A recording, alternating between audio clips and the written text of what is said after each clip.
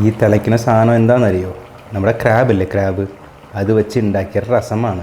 കോൾഡൊക്കെ പിടിച്ചിരിക്കുന്ന സമയത്ത് ഉണ്ടാക്കി കഴിക്കാൻ പറ്റിയ ഒരു സൂപ്പാണ് ഈ ഞണ്ട് രസം.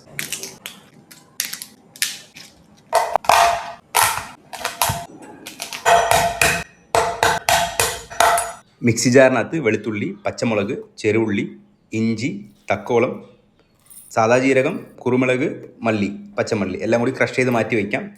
എന്നിട്ട് ഒരു മൺചട്ടിയിലോട്ട് നമുക്ക് വെളിച്ചെണ്ണ ഇല്ലെങ്കിൽ നല്ലെണ്ണ യൂസ് ചെയ്യാം. നല്ല ജീരകം, കറിവേപ്പില, ഒരു മീഡിയം സൈസ് സവാള ചോപ്പ് ചെയ്തത്, ഇതൊന്ന് ജസ്റ്റ് ഒന്ന് വഴണ്ട് വന്നാൽ മതി. നമ്മൾ ക്രഷ് ചെയ്ത് വെച്ചിരിക്കുന്ന മിക്സ് ഉണ്ടല്ലോ, അതിട്ട് കൊടുക്കാം. ഒരു 2 മിനിറ്റ് ഒന്ന് സ്ലോ ഫയറിൽ കുക്ക് ചെയ്യാം. പച്ചമണം പോയതിന് ശേഷം ഒരു മീഡിയം സൈസ് തക്കാളി ചോപ്പ് ചെയ്തത്, ഇതിനാവശ്യത്തിന് ഉപ്പിട്ടിട്ട് തക്കാളി ഒന്ന് ഉടയാൻ വെയിറ്റ് ചെയ്യാം. എന്നിട്ട് അതിനകത്ത് ലേശം മഞ്ഞൾപ്പൊടി, കാശ്മീരി മുളക് പൊടി, അത്രയേ ഉള്ളൂ.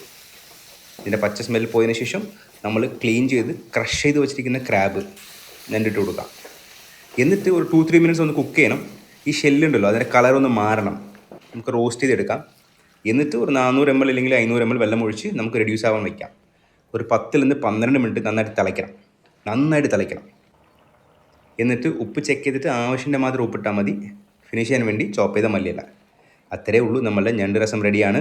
അതിൻ്റെ കൂട്ടത്തിൽ ശകലം നാരങ്ങ നീര്, അത്രയേ ഉള്ളൂ.